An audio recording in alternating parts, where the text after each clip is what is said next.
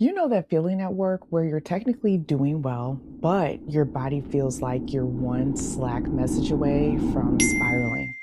Come on, you know that feeling because I used to think that was anxiety. Like maybe I just need to manage stress better. Maybe I need a time management hack, something, right? But here's what I realized that feeling, it isn't anxiety, it's your judgment constantly being sidetracked. If you've ever watched Succession, you know they're all sitting in rooms, reacting in real time, trying to read the room, trying to stay ahead, not say the wrong thing. That's what your workday kind of feels like, right?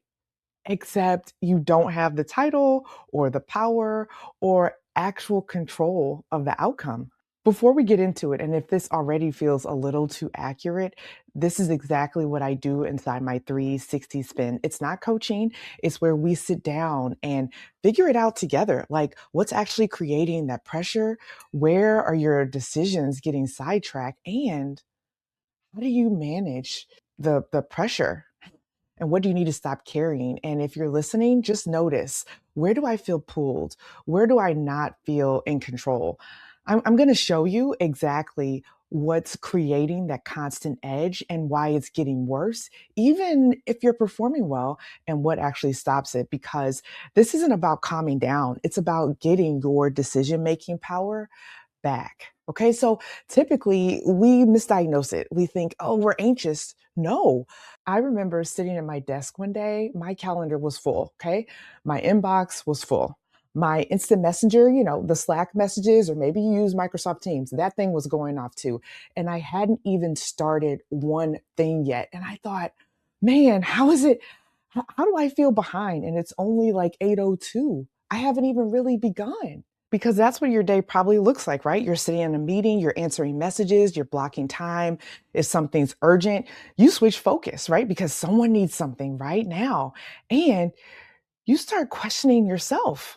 You've probably tried time blocking. Come on, let's name them. Put them in the chat. What have you tried? Setting boundaries, logging off earlier, telling yourself you just need to manage stress better, and it doesn't stick because the edge, it isn't coming from inside you, it's coming from being kept in reaction mode all day. And that's like the constant pressure loop. Most women I work with aren't struggling because they can't handle pressure. That's how they got to these high roles. We're struggling because we have responsibility without real authority. You know Olivia Pope, right? She walks in to chaos and she slows the room down. She decides. But you're no Olivia Pope. You're in the same amount of chaos, but without the power to pause. Okay, enough Olivia Pope and associates. I'm going to break down some examples because I know you love examples and that's what I'm going to do, right? So the first one is visibility without protection. You're visible enough to be relied on, right? But you're not senior enough to control your time. So you're in everything, you're on every meeting, which is good, but you're deciding nothing. Let me give you another example. You get rewarded for being available. For me, I used to pride myself on being the one who responds to emails quickly, right? The one who fixed things, who saw holes in the decks before anyone else could, the one people could count on. And then I realized like the same thing that made me valuable was the thing that was making me exhausted. I got to give you one more example. Everything feels urgent, but no one is deciding anything. No one is saying this matters more than that. So what do? You start deciding, you carry it, you absorb it. Come on, this is clicking, right? I know you're feeling what I'm saying. If this is hitting, I want you to type reactive in the comments because that's what this is. Not overwhelm, just reactive. And let me tell you why it's worse now. It's gotten worse because always on is normal now. Everything is marked as urgent and your calendar is making decisions for you. So, no, this isn't an anxiety problem. This is what happens when you are expected to operate like a leader without being allowed to lead. And this is exactly what I break down inside my 360 spin. We look at your top pressure patterns, where urgency is sidetracking your decisions and what needs to be removed, delegated, or downgraded. So you leave with actual decisions, not just awareness. And let me tell you why this is powerful. It's powerful because often we rely on our work bestie, on our spouse to help us sift through all of these things in real time. But we never really get the thought partner who helps us diagnose and dissect these things in real time and holds up that mirror so you can actually evaluate it in the space, like quiet space that you need to make decisions and get that clarity. So I know you're wondering, like, what's going to stop the edge? So you can't control how much is coming at you. We know that for a fact, but you can stop letting it decide for you. So I'm going to give you 3 moves. Okay. So move number 1 is pattern recognition. Start noticing what keeps repeating because it's not random. Honestly, is it the same person that pings you at 4:47 to ask you for a last minute request? Or is it the person on the team who never really completes their work and somehow because you're the team lead, it gets put on you to fix it? Or maybe you don't even give that person time to mess up because you're just doing it. I'm going to do it because just teaching it and working through it with that person, it's going to cost me 3 hours instead of 30 quick minutes. Okay. So we're going to notice some patterns.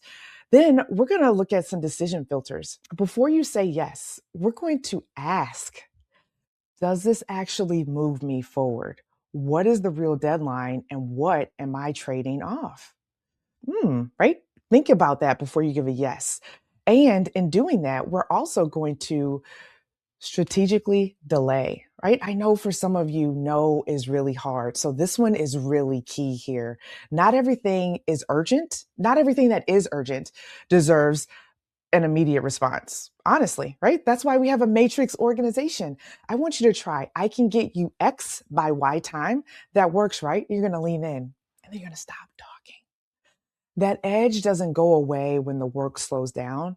It goes away when you stop reacting and you start deciding. Come on, you're ready for it. I got to give you an uncomfortable truth, right?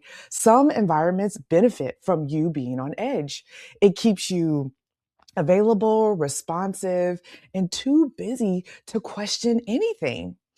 And I didn't realize it at first. I thought I just got better. I got faster. I was more organized.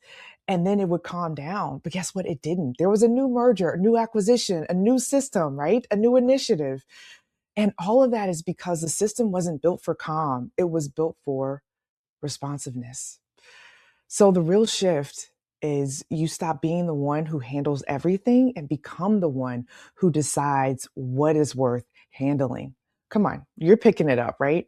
So if you feel on edge at work, you're not broken. You're just being kept in a reactive loop. What's one pattern you've noticed that keeps pulling you back into reaction? I want you to think about it. I gave you some examples, but you don't need to calm down. You just need to take your decisions back. I'll see you next week. You're going to observe those patterns, right? Start writing them down. You will? Okay. All right.